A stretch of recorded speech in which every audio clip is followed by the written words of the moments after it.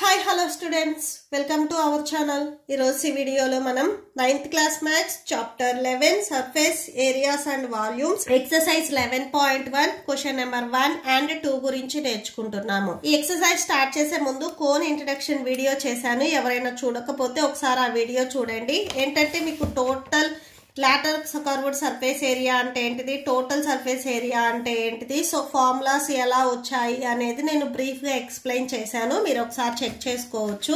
Lateral surface area అంటే only curved part మాత్రమే. So దీనినే మనం lateral or curved surface area అంటాము.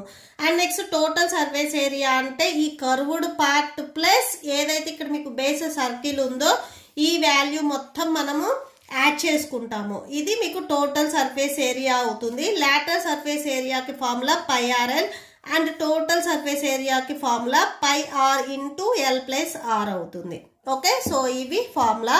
ఇక టోటల్ గా మీకు 2 వస్తాయి హైట్స్ వచ్చేసరికి. ఒకటి వచ్చేసరికి స్లాంట్ హైట్, సో ఇక్కడ నుంచి ఇక్కడ వరకు ఉంటుంది. అండ్ నెక్స్ట్ ఇంకొకటి వచ్చేసరికి వర్టికల్ హైట్. వర్టికల్ హైట్ అంటే సో ఈ వర్టెక్స్ నుంచి ఇక్కడ ఏదైతే మీకు బేస్ ఉందో బేస్ వరకు చెప్తే దానిని మనం వర్టికల్ హైట్ అంటాము. సో స్లాంట్ హైట్ కి వర్టికల్ హైట్ కి డిఫరెన్స్ ఉంది. అండ్ రేడియస్ మీకు ఈ డౌన్ పార్ట్ వచ్చేసరికి సర్కిల్ షేప్ లో ఉంది కాబట్టి సో రేడియస్ మిడ్ పాయింట్ నుంచి సెంటర్ మీదకి మనం ఎడ్ సైడ్ లైన్ డ్రా చేసినా కానీ అది రేడియస్ అవుతుంది. ఓకే, సో మీకు క్వశ్చన్ లో వచ్చేసరికి ఒక్కొక్కసారి ఎల్హెచ్ఆర్ వాల్యూస్ ఇవ్వకుండా మిమ్మల్ని ఫైండ్ అవుట్ చేయమంటే ఈ ఫార్ములాని మనం యూజ్ చేసుకుంటాము. క్వశ్చన్ నెంబర్ 1 చూడండి. Diameter of the base of cone is 10.5 centimetres. Cone కి ఇక్కడ మీకు డయామీటర్ ఇచ్చారు అండ్ ఇట్స్ స్లాంట్ హైట్ అంటే స్మాల్ ఎల్ వాల్యూ ఇచ్చారు. Find its curved surface area. ఇక్కడ total surface area, curved surface area అని రెండు ఉన్నాయి. కర్వ్డ్ సర్ఫేస్ ఏరియా అంటే పై ఆర్ఎల్, ఈ ఫార్ములాని యూజ్ చేసుకోవాలి. టోటల్ సర్ఫేస్ ఏరియాని ఫైండ్ అవుట్ చేయమంటే ఈ ఫార్ములాని మనం యూజ్ చేసుకోవాలి. ఓకే, సో ఫస్ట్ ప్రాబ్లం లో మనం curved surface area find out చేయమన్నారు కాబట్టి ఈ ఫార్ములాని యూజ్ చేసుకుంటాము. So first curved surface area find out చేయడానికి ఫార్ములా ఏంటిది, పై ఆర్ఎల్. సో దీంట్లో మీకు డయామీటర్ అనేది ఎక్కడా లేదు. సో ఈ డయామీటర్ ని మనం రేడియస్ లోకి కన్వర్ట్ చేసుకోవాలి. ఈ ఫార్ములాలో సబ్స్టిట్యూట్ చేయాలి అంటే మనకి రేడియస్ కావాలి. సో డయామీటర్ నుంచి మనం రేడియస్ ని ఫైండ్ అవుట్ చేసుకుంటున్నాము. సో చూడండి, రేడియస్ ని స్మాల్ ఆర్ తో డినోట్ చేస్తాము. సో రేడియస్ ని ఎలా ఫైండ్ అవుట్ చేస్తాం, డయామీటర్ ని బై 2 చేస్తాము. డయామీటర్ లో 2 రేడియస్ ఉంటాయి కాబట్టి డయామీటర్ ని బై 2 చేస్తే మీకు రేడియస్ వస్తుంది. That equal to diameter 10.5 and ఇక్కడ బై 2 ఉంది కదా, 2 రాసుకోండి. ఇవి రెండు డివైడ్ చేయండి. 10.5 అండ్ 2 డివైడ్ చేయండి. 2 5s 10 వస్తుంది. రిమైండర్ ఇక్కడ 0 పాయింట్ ఉంది కదా, ఈ పాయింట్ ని ఇక్కడ రాసేసుకోండి. నెక్స్ట్ వాల్యూ ఇక్కడ 5 ఉంది. ఓకే, సో 2 2s 4, సబ్ట్రాక్షన్ చేస్తే 1, ఆల్రెడీ పాయింట్ ఉంది కాబట్టి డైరెక్ట్ 0 రాసేసుకోండి. 2 5s 10, reminder 0. So radius total గా మీరు డివైడ్ చేస్తే స్మాల్ ఆర్ ఈక్వల్ టు 5.25 వచ్చింది. ఇది సెంటీమీటర్స్ కదా, సో సెంటీమీటర్స్ రాసేసుకోండి. నెక్స్ట్ ఈ ఫార్ములాలో సబ్స్టిట్యూట్ చేయాలి అంటే మీకు స్లాంట్ హైట్ కావాలి, ఎల్. ఇది మీకు క్వశ్చన్ లోనే ఇచ్చారు. స్లాంట్ హైట్ ఈజ్ 10 సెంటీమీటర్స్ అని, సో అది రాసేసుకోండి. Slant height.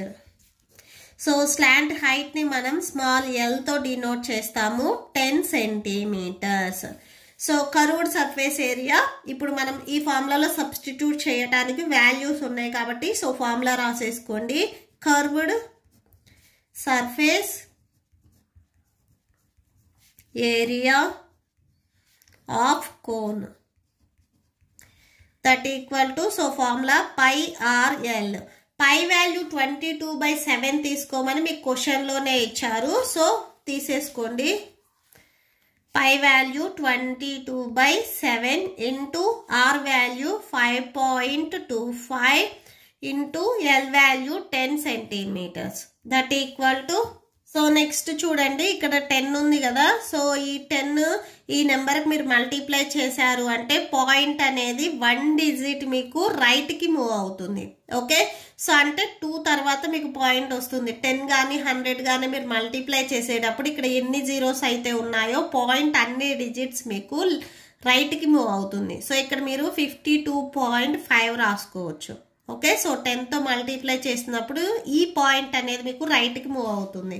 సో 52.5 ఇప్పుడు క్యాన్సిల్ అవుతుంది. క్యాన్సిల్ చేయండి. 7 1s 7 7s 49. సో 52లోంచి 49 మీరు సబ్ట్రాక్షన్ చేస్తే 3 ఉంటుంది. ఇక్కడ 5 టోటల్గా 35 ఉన్నట్లు. 7 5s 35 పాయింట్ ఉంది కదా. సో పాయింట్ రాసుకోండి. సో క్యాన్సిల్ చేస్తే మీకు 22 × 7.5 వచ్చింది. ఈ 2 వాల్యూస్ని మల్టిప్లై చేయండి. 22 × 7.5. So 5 2s 10, 5 2s 10, 10 + 1 11, 7 2s 14, 7 2s 14, 14 + 1 15. So 0 5 6 1. 1 digit before point ఉంది కాబట్టి మీకు వచ్చిన ఆన్సర్లు కూడా 1 డిజిట్ బిఫోర్ పాయింట్ పెట్టండి. సో 165.0 పాయింట్కి రైట్ సైడ్లో వాల్యూస్ ఏం లేవు కాబట్టి సో 165. సో ఈ వాల్యూ రాసుకోండి, పాయింట్ రాయాల్సిన అవసరం లేదు.